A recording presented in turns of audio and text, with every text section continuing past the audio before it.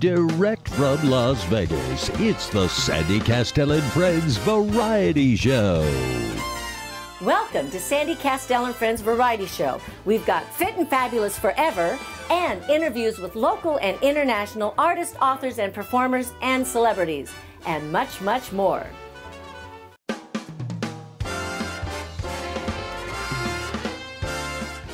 I'm here with Mark Giovi at Canyon Gate Estates. How are you? I'm doing great. Look how beautiful it is. I know, isn't it a wonderful day? I know we finally got through the cool weather and now it's warming up again. It is. It's going to be very nice this week. Yeah. So, you know, the last time we did a show together, we were at Canyon Gate Country Club. Yes. With the 16-piece big band. And it was amazing. Yeah, and since then you've been doing a lot of other shows and you've been really involved, and you're also working on a new recording project. Yeah, so why don't you tell us a little bit about that? Yeah. I wrote, well, I always write songs. I've been writing songs since I was like 17 years old. I just wrote a new song. All these years, this is the first song that I ever wrote truly about myself being different. And it's a song called A Different Kind of Normal. And it's basically about me being different to other people is my normal. So, I mean, everything that I do is normal to me, but it may look or act a little different to other people. And it's just more of a, I guess, more of an understanding, trying to get people to understand that, you know, people are different, but, you know, that you just got to understand that that's their normal. Well, the interesting thing about the song, and as a songwriter, as many of you might have heard this before, when you're a songwriter and you're writing about something that's personal to you, you also think in terms of how does it have a broad appeal, and you know, talking about how you're normally different or you're different, whatever. A lot of us are unique in our own way. We may be a lot alike in many ways, but we're still unique to ourselves.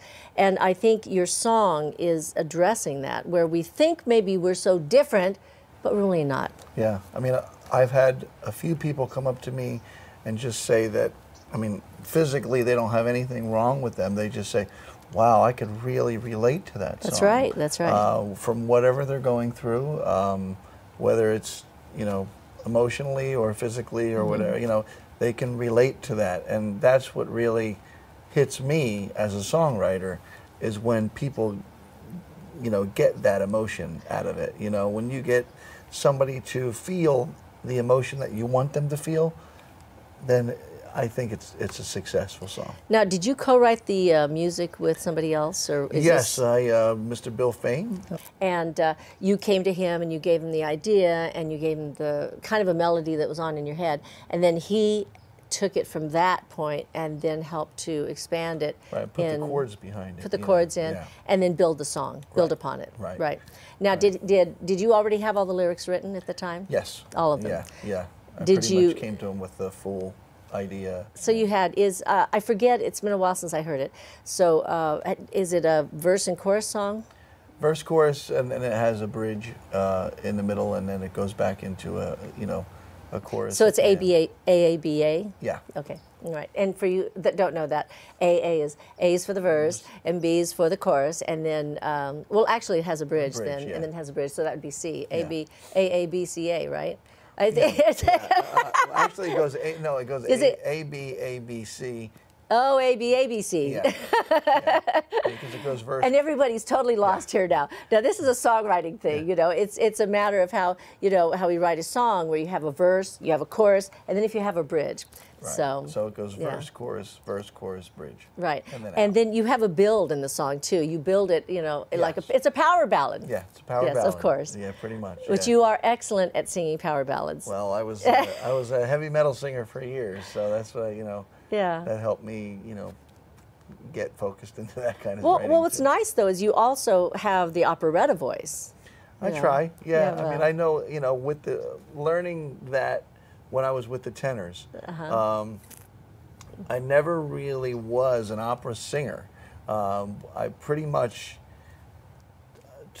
brought it in later on in life when I moved out here, because I was with the Las Vegas Tenors, and before that I never really did any opera. I may have done an Italian pop song, like O Sole Mio or things like that, but that's not really opera. No, no. So then we. But it is Italian, so and a lot of opera songs are Italian. Yeah, so people assume. we associate. Yeah, we sure do. that, yes. Yeah. But they're even a lot of the Andrea Bocelli material are not opera songs. No. They're Italian pop songs, but they sound operatic. Right. Well, when you have that kind of a voice and you have that quality, you're a tenor, right? Yes. Yeah. So when you are a tenor and you have that kind of a quality in your voice, and you do things like, what's that song you do? The opera, Phantom of the Opera. Phantom of the Come Opera. on. That's operatic. That too, is yeah. operetta. And so pop opera. Yeah, it's kind of pop opera. American opera. Yeah, exactly, exactly. So you started out with rock and roll? Yeah, when I was younger, I was a heavy metal singer. I had hair down to my waist. I was going to say we're. Oh no, yeah. Well, I don't have much. And leather and. Oh yeah, I wore all the. You know, we had great clothes, loud music. Yeah. And played all the big clubs in New York and Philadelphia and New Jersey. Yeah. And then I moved out to Los Angeles, and then I joined another rock group out there and played all the Whiskey and the Roxy and the all the big clubs. Oh, did you have to pay to play? Yeah, but we never lost money, and that was a that's good thing. We did. They made everybody pay the play. You'd have to buy the tickets ahead of time. Yeah. But we always sold enough tickets. We never lost money. Yeah. For those of you who don't know that term, pay to play, it started in the 90s, I guess, out there in Los Angeles, because I was living out there then. Yeah. And where usually they would hire the bands, to come in and play. They started doing this where if you wanted to play in the club, and these are popular clubs, and everybody wanted to play, the list was really, really long for all the rock bands. And they finally said, fine, you want to play here? You have to sell your own tickets. And it's the same thing as four-walling a room now, which is what we call it here in Las Vegas, which a lot of the rooms are four-walled. Even the big shows like the Marie Osmond, Donnie and Marie Osmond, and the comedian, they four-wall the rooms now. Sure. Yeah. Yeah, and I am not in a situation to do that right now, but we. Well, you you have to have investors. Yeah, we are starting a new tenor group. We're working with a couple different names, but we should be out by March or April. Oh, that's pretty quick. With Bill Fain, and because we pretty much have the show composed and done. Bill Fain, myself, and George DeMott. Oh, George DeMott, he's with the Paparazzi. Paparazzi, yeah. Right. So it's going to be us three, and we're really looking forward to it. I mean, I miss doing that with the other guys. That was a whole different thing that I've never done before. I was always the lead singer of a band or lead singer of a show, and I never worked together with people in a show, and that was a lot of fun. Yeah, it's a lot more work in a way, because you have to get together, you have to rehearse, you have to make sure that everybody's got their part, and then you can't mess up. And if you do, you're in trouble. Yeah. Well, anyway, we've got a clip of you playing with, performing with the Canyon Gate, with the Dick Kastel Orchestra at Canyon Gate Country Club here. So we're going to show you that tape, okay? Great. And we'll be right back after a clip of Mark Giovi at Canyon Gate Country Club. You know what Benjamin Franklin said? What? Anybody who represents themselves is a fool. This guy, his name is Neil Colmenares. He is one of the best civil attorneys in Las Vegas. Do you know what he specializes in? Asset protection, estate planning, business law, bankruptcy, foreclosure, immigration. That's what I love about this guy. Neil Colmaneras. He's the best.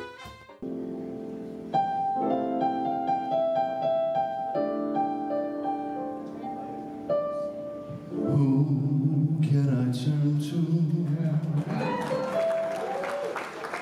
when nobody needs me? My heart wants to know, and so I must go where destiny leads me. With no stars to guide me, and no one beside me, I'll go on my way, and after the day, the darkness will hide me, and maybe tomorrow I'll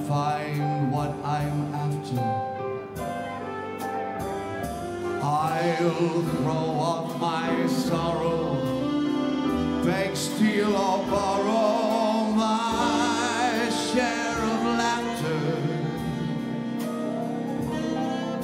With you I could learn to, with you on a new day. But who can I turn to if you turn away?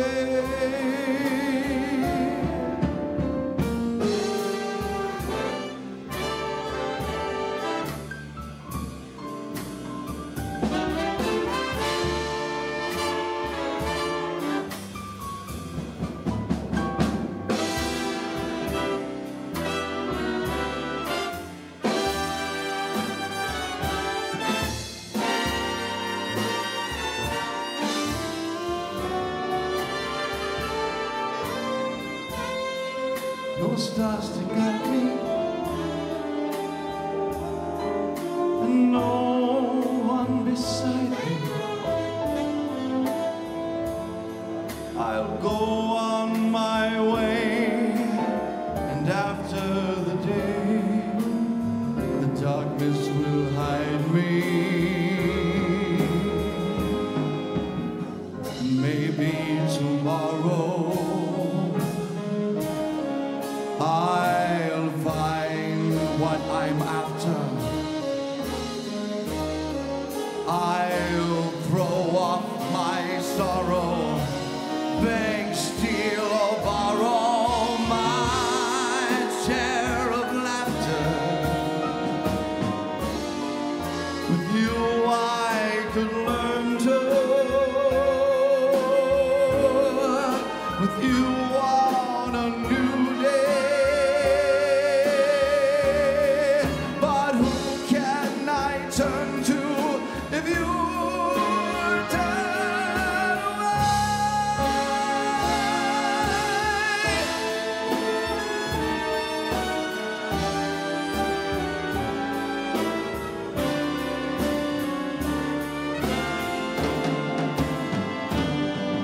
And maybe tomorrow I'll find what I'm after. I'll throw off my sorrow, beg, steal, or borrow my share of laughter. With you I could learn to,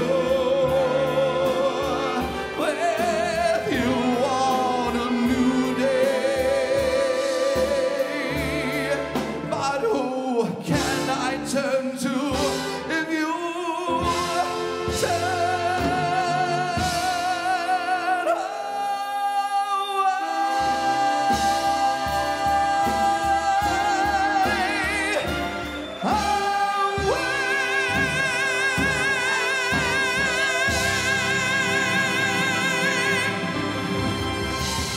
Mark Giovi, everybody! Mark Giovi! WIMA. What does that mean, Sandy? Women and Men in Music and Arts. WIMA.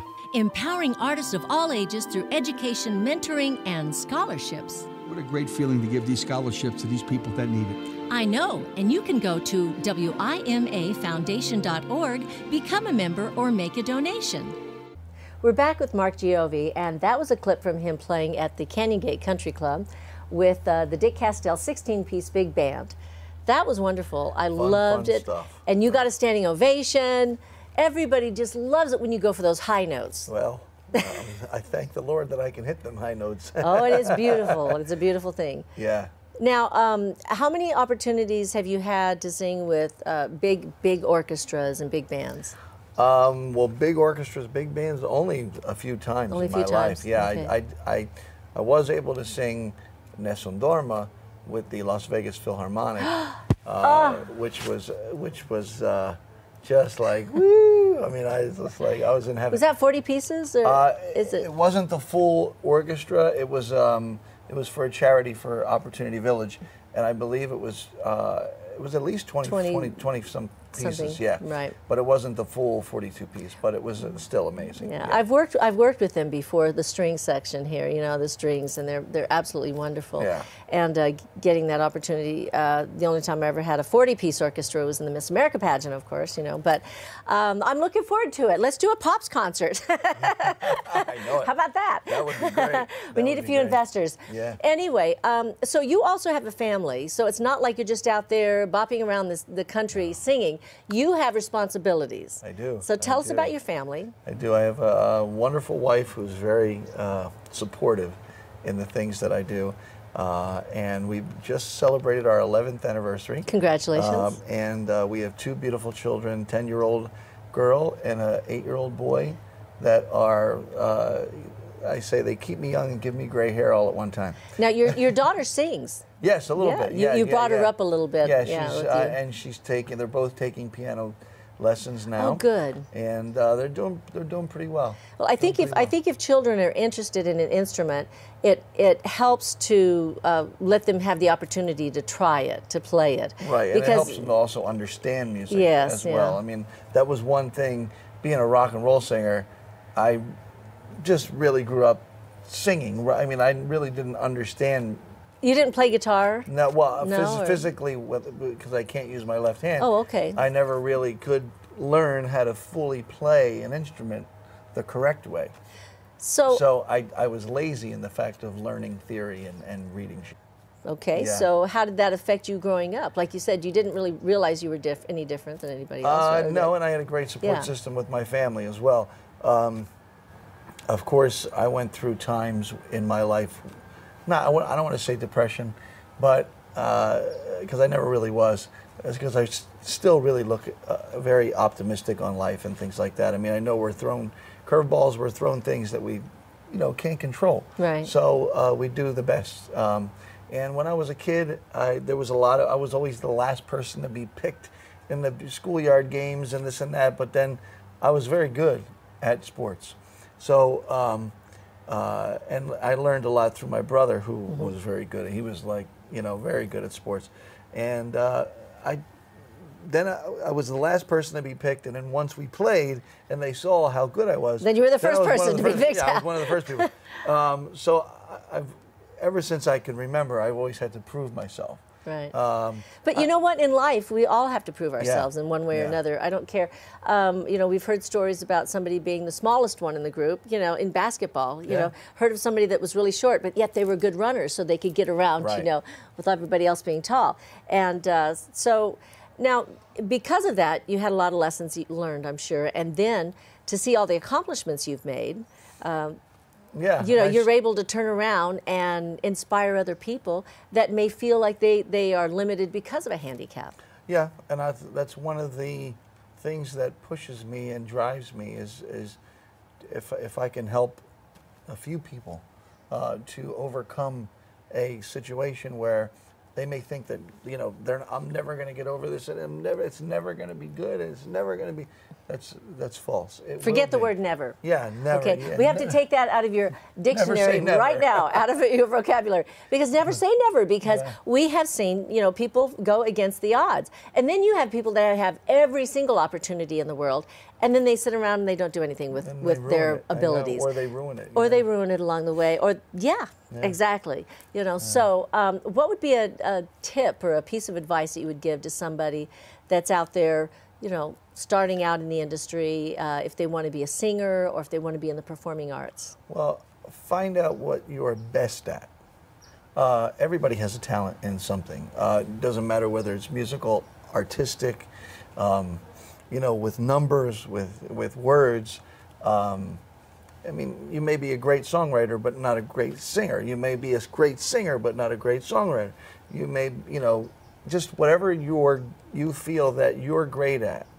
And a lot of times we can't listen to other people because, I mean, your mom's always going to tell you you're the best. Your dad's always going to tell you the best. So a lot of people think that hopefully they do. They really they get false.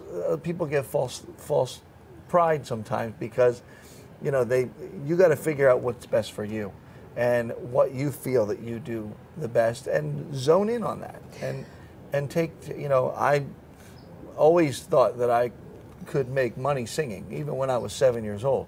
I always thought that I'd be like, you know, Bon Jovi or Van Halen, this and that. But I always thought that I could be, you know, a positive person and go out there and make a living doing what I love to do. And you're doing it. And I'm doing it. That's right. Yeah. Well, you know, I think that that's a good thing to share with everybody. Now, you do have a website and Facebook and all that stuff, so Yes, that people I do. can keep in touch with you, Yeah. find out where you're performing. Yes, I always put it on Facebook. I do have a website. It's not really up and running right now. Shame on you. I know. I'm working on things. I'm working on things. But my Facebook, I always post, you know, Mark Giovi voice, whatever the / you know, Facebook website. Oh, yeah. is. Facebook.com / Mark Giovi. Mark Giovi Right? voice. Voice. Okay, Yeah. Mark Giovi voice. And you'll it's find me. and it's Giovi. Giovi, Mark Giovi. yes. Now, I'm just going to give you a little hint here because I just found out about this myself. You can have a Blogspot website, which is just for blogging, and it's actually very simple to set up, and they host it and everything. Oh, really? Very simple, and I've got somebody that can help you with that.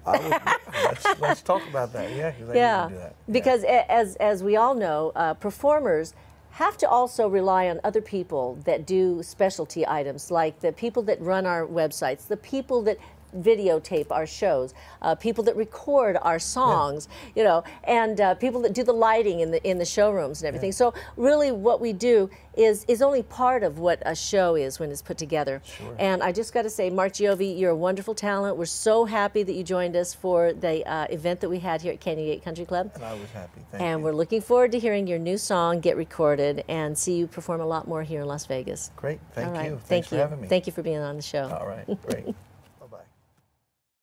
She's been thrilling audiences all around the world. Now you're going to be thrilled at the latest album from singer-songwriter Sandy Kastel. Get your copy now of Indiana Rain. Indiana rain coming down in the middle of the night. Hey, Sandy, do you know something? The Tuscany Grill in Henderson, their meatballs are phenomenal. So is their cheesecake Haha, so is their veal parmesan. and their lasagna. And their spaghetti bolognese. Oh my gosh, everything is great. Let's go. I'm starving. We're going right now. Let's go eat some dinner. I'm so hungry.